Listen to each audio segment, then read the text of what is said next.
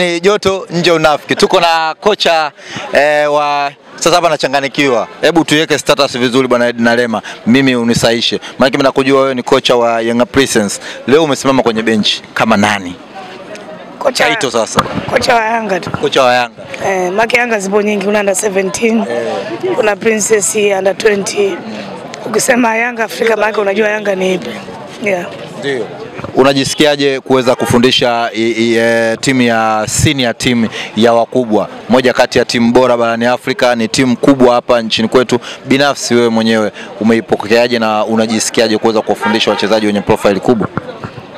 Mimi nafikiri naweza kusema kwamba leo ilikuwa ni siku yangu muhimu sana kwenye maisha yangu, kwa sababu hiki kitu nimekitamani siku nyingi.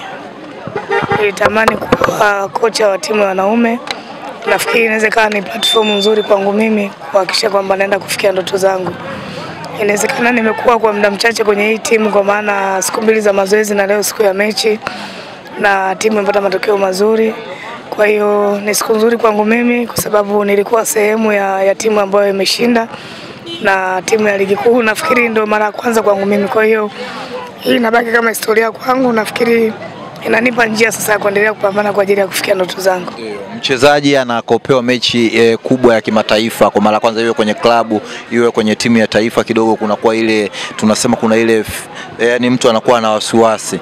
Wewe kwako hiyo ilikuwepo kama kocha, kuona kwamba unawafundisha wachezaji ambao wanatoka mataifa makubwa lakini pia ambao wana historia kubwa, kwa maana katika kali yao washafanya vitu vingi, ilikuwa ina hofu yoyote kwako?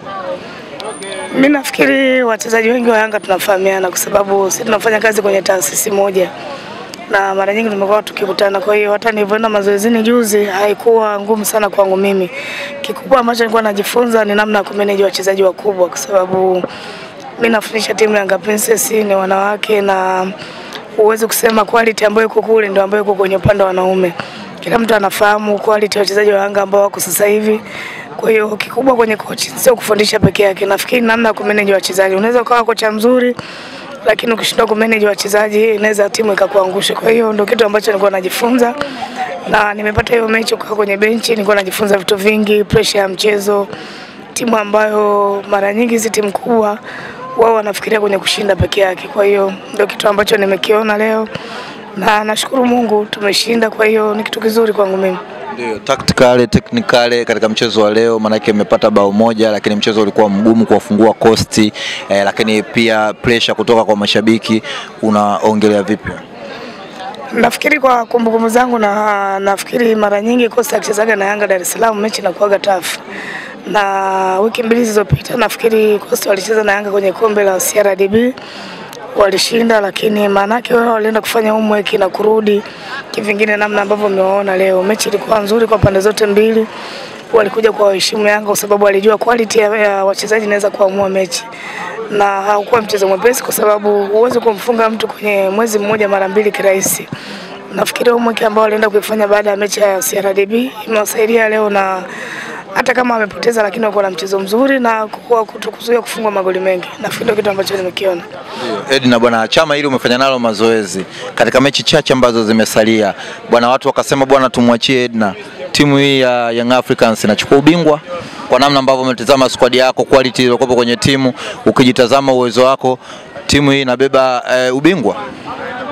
Mimi nafikiri siku zote hata wewe kwa maisha yako ya kawaida ndani kwako nafikiri una nguo ambayo unajua kwamba hii ni ya kutoka kwa ajili ya kwenda wapi. Kwa hiyo hata ingetokea ni machoa leo Yanga, wachezaji wengi nawafahamu, najua uwezo wao. Kwa hiyo siwezi kuingiza kitu kipya kwa sababu kocha ambaye hajawa na pre-season na wachezaji hawezi kuwa na kitu kipya sana, lakini anakuja kuendeleza pale ambapo wengine wamefanya. Lakini kwangu mimi naweza nikasema kwamba sina haraka hiyo, na shida yangu ni kuendelea kujifunza. Naweza kutengeneza hiki ambacho nimekitengeneza leo, inawezekana kikanisaidia baadaye kwa ajili ya kutimiza ndoto zangu. Kwa hiyo naendelea kujifunza, naamini wakati wangu ukifika nitafanya vile ambavyo natamani kufanya. Ndio, kuelekea kwa uchache kuelekea mechi ya Azam mtoka kupoteza, mnaenda kukutana nao, mara nyingi ni game ambayo inakuwa ina ugumu. Wewe kwako ukitazama unaona itakuwa ni mchezo wa namna gani, kwa namna ambavyo nyinyi mtaenda kuitayarisha labda timu? Kwanza mechi naitazama kama inakuwa na mambo mawili au matatu. Kwanza jambo la kwanza, Azam imetoka kupoteza. Lakini jambo la pili, mechi ya mwisho pale Azam Complex Yanga alipoteza huo mchezo na anarudi tena pale pale. Kwa hiyo hauwezi kuwa mchezo mwepesi kwa sababu Azam ni timu kubwa na hawezi kukubali kufunga mara mbili kirahisi. Kufungwa kupo lakini haiwezi kuwa kirahisi hata kama itatokea. Kwa hiyo Yanga naamini wana mchezo mgumu kwa sababu wao wana pressure ya kushinda kwa sababu wanatamani kuendelea kuongoza ligi.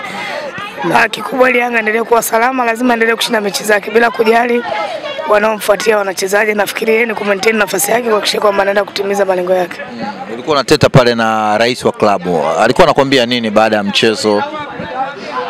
Kwanza niseme rais ni mtu ambaye mimi mara nyingi tunazungumza sana. Amekuwa akinishauri vitu vingi. Nje yetu kuwa rais ni mtu ambaye ni wa karibu pia, nikiwa na jambo lolote la kwa maana kwenye kazi yangu huwa nafikishia ujumbe. Kwa hiyo pale kwa ananiuliza, kocha umepata nini katika mchezo wa leo, umejifunza nini, namna ambavyo wachezaji wamecheza. Kwa hiyo nikawa namuelezea vitu kama hivyo. Kwa hiyo mimi kwa sababu ni kocha na yeye ni president, nafikiri atakuwa amekichukua kile ambacho nimemwambia. Bwana Seni, nakushukuru sana. Asante sana. Leo Sinza mapema tu unawahi. Zamu ya kupika una. Leo siwezi kuwa nyumbani kwa sababu kwanza leo Jumatatu. Jumatatu siku zote hamna chakula cha ajabu cha kupika, kwa hiyo sina sababu ya kuwa nyumbani. Shukrani sana. Asante sana.